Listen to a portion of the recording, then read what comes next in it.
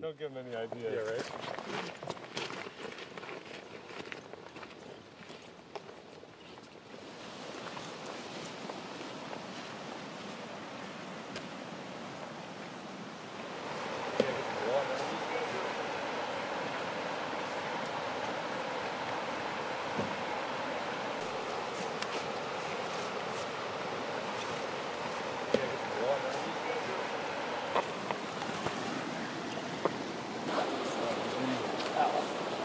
In between that little there. Okay, you were hooked and ready. I'm not wearing my rain jacket now either, so you can't be perfect.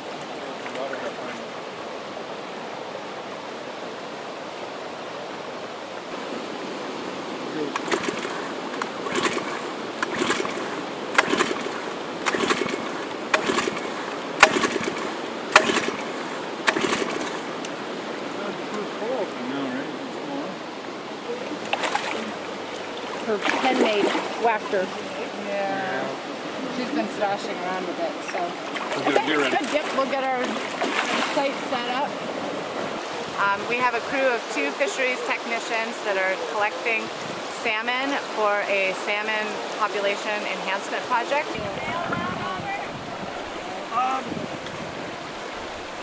Someone can hold her ovipositor. They're collecting Chinook salmon on Moose Creek, and they have a permit to collect 20 pairs, so 20 females and 20 males.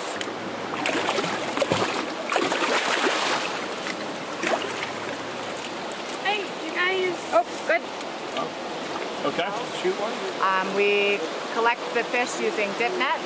We store them in holding pens until the females are ripe, and when the females are ready, we take the eggs and fertilize them with milk and take them to our incubator and keep them for a couple of months in our moist air incubator.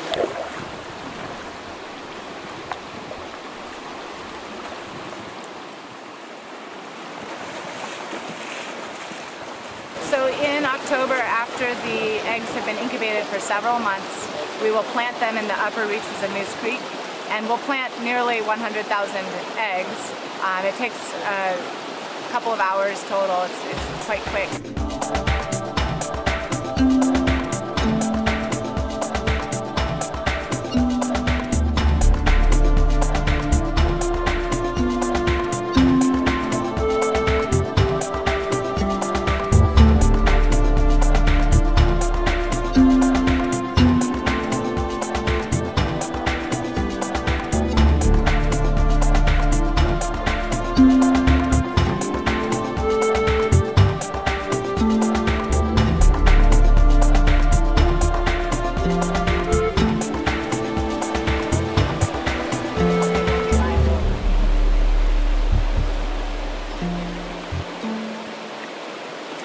Of course we didn't.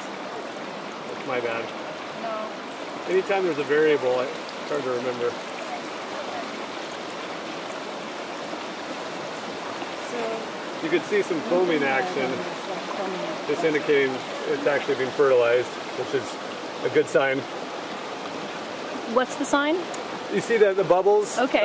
Wow. It's like a reaction. Exactly. Wow. And really, probably a tenth of that milk would have been enough to fertilize all these eggs. Wow. But there's no reason not to make absolute sure if you can. And we give them about 2 minutes before we start rinsing them thoroughly with cold stream water. And then we try to get them back to the office as soon as possible, whether that's an hour or 2 if we're taking eggs from a couple, 2 or 3 different females. Then we really hustle to get back into the moist air incubator as soon as possible. So naturally, fish dig a hole in the gravels, and the eggs and milt. I got it. Okay. The eggs and milt are deposited at the exact same time into the water, into that gravel hole, and the water is flowing naturally. So they are fertilized and rinsed. Oh, and rinsed. And they're super sensitive at this stage to any jarring, so we try to be as gentle as possible. And this road is awfully bumpy, so Kendra gets an enormous arm workout as we're bumping because she's holding the cooler for 10-15 minutes with her shoulders and her biceps, and she doesn't even scream. She starts laughing when she's in a lot of pain. She's the shocks. Exactly. Because yeah, see, I should start calling her that. That's a good nickname. Human shocks. What? This is the 5th year that we've done this. Yep, we started in 2007 and went 2007 through 2010, and 2013 is our 5th year. The way that we'll measure our success is by collecting the ear bones of returning adult salmon, and to see if they are hatchery salmon from our moist air incubator, or if they're wild raised Moose Creek salmon. The story is that one of the elders came to our environmental stewardship department and said, "Why isn't there any fish in Moose Creek? There used to be a lot of fish." And we started researching why.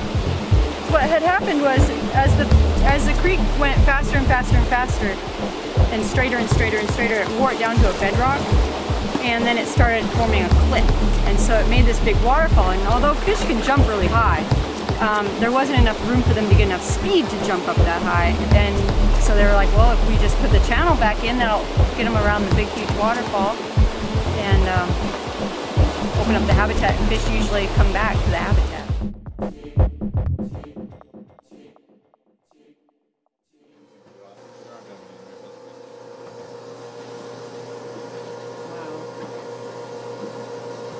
See them. Look at that. So it really is their eye that... Yeah, two eyes, yeah. You can see both of them if you look close. Why do the eye develops first? His spine and then his eye, brain, Wow. nervous system area. That's great. So that's the last one. That's the last one you get to film.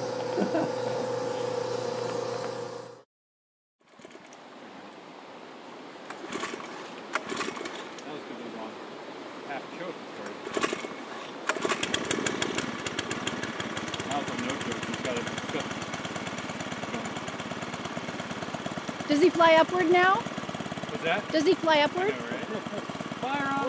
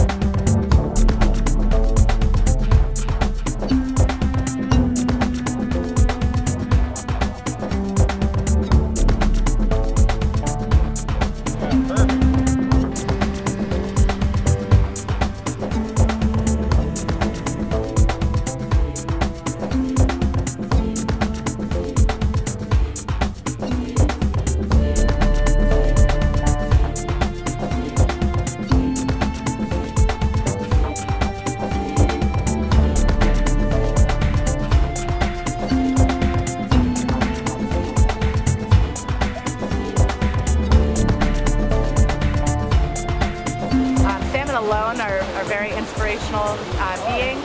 Then hopefully they will grow up in Moose Creek and head out to the ocean in the next year.